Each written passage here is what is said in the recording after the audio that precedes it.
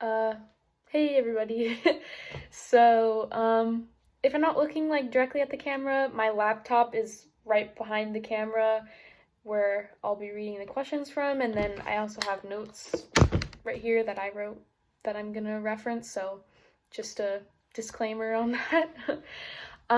Okay, so first question, Jackson's story, Four Guns Women, how does that apply to the women in the novel? Okay, so I think that Mrs. Dudley is sort of a pretty clear representation of the stereotypical um, role of a woman. She cooks, she cleans, she takes care of the house. Like her whole life revolves around this really strict set schedule of doing things that have been deemed women's work, um, and just stereotypical women stuff, basically. And I think that it could also be a projection of how Shirley Jackson felt in her own life, kind of trapped in this never ending, like, strict schedule that she just had to do and get through. Um, and because Mrs. Dudley does seem to be very just sullen, no real emotion, just kind of doing these things that she knows that she has to do. So I think that could be a reflection of Jackson's own feelings about her own life. And Eleanor and Theodora, neither of them fit into that cookie cutter role of what a woman is supposed to be, but they don't fit into it in their own ways. Eleanor is very whimsical and imaginative, and she's really hopeful for what her life could become and what life could bring her. And so she definitely doesn't fit into that stereotypical woman role. And we don't know as much about Theodora just because we're not getting her inner dialogue, her inner thoughts. But we can definitely see that she's really outgoing, super confident, and a really kind of like go with the flow person. And that's like the complete opposite of what people expected women to be in the time period that this book was written. Women were expected to be quiet, complacent, obedient to their husbands or their father if they weren't married, and that is definitely not Theodora at all. So next question, the passage about the house. So the one that I chose is kind of long, so I don't want to like read the whole thing, but I'll just read like some of the more important parts, I guess. No human eye can isolate the unhappy coincidence of line and place which suggests evil in the face of a house, and yet somehow a maniac juxtaposition, a badly turned angle, some chance meeting of roof and sky, turned Hill House into a place of despair, more frightening because the face of Hill House seemed awake, with a watchfulness from the blank windows and a touch of glee in the eyebrow of Cornice, skipping a couple sentences. This house, which seemed somehow to have formed itself, flying together into its own powerful pattern under the hands of its builders, fitting itself into its own construction of lines and angles, reared its great head back against the sky without concession to humanity. It was a house without kindness, never meant to be lived in, not a fit place for people or for love or for hope. Exorcism cannot alter the countenance of a house. Hill House would stay as it was until it was destroyed. So the reason that this particular passage stood out to me was because it really seems to personify the house, talking about, because the face of Hill House seemed awake, a touch of glee in the eyebrow of a cornice, fitting itself into its own construction, reared its great head back against the sky without concession to humanity. So I think that this particular passage really just like highlights the fact that it's more than just a house. We all know that it's, you know, evil and scary and maybe even dangerous. That's kind of the whole premise of the novel, but we don't really know why at this point yet.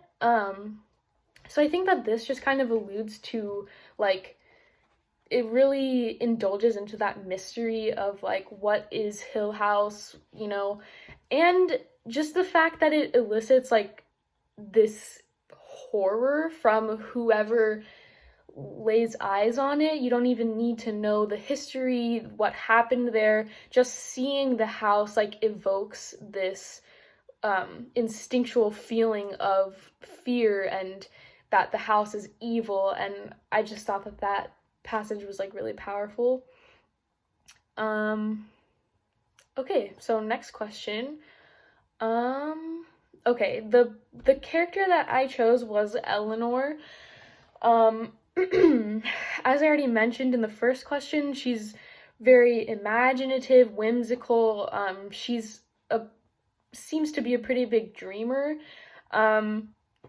And some things that I've picked up on is that she is really, she overanalyzes almost everything, almost to paranoid. She seems almost paranoid about, you know, what people think of her, how she sees the world, and going back to, like, that theme of being desperate for social acceptance, I think that that really applies to Eleanor. She seems to be really affected by other people and how other people perceive her. There was a point in the book, I think, if I can find it quickly, her and Theodora were sitting by the fire, and Theodora reached out and put her hand on Eleanor's, and instantly the first thing that Eleanor thinks is, oh, I wonder if my nails are dirty, or, oh, here it is. She says, I wonder if my fingernails are clean, Eleanor thought, and slid her hand away gently. And then, again, on the next page, Eleanor thought, looking down at her hands, which were badly shaped. So she's very self-critical in this moment, and nothing that Theodora says really indicates that she's judging her hands or her fingers, but she's just really paranoid, and that's the first thing that she thinks. And then another really good example was the following morning after the first night. She wakes up, and the very first thing she thinks about when she wakes up, she asked herself, half asleep still, what did I do? Did I make a fool of myself? Were they laughing at me? Thinking quickly over the evening before, she could remember that only that she must have seemed foolishly, childly, contented, almost happy. Had the others been amused to see that she was so simple? I said silly things, she told herself, and of course they noticed. Today I will be more reserved, less openly grateful to all of them for having me.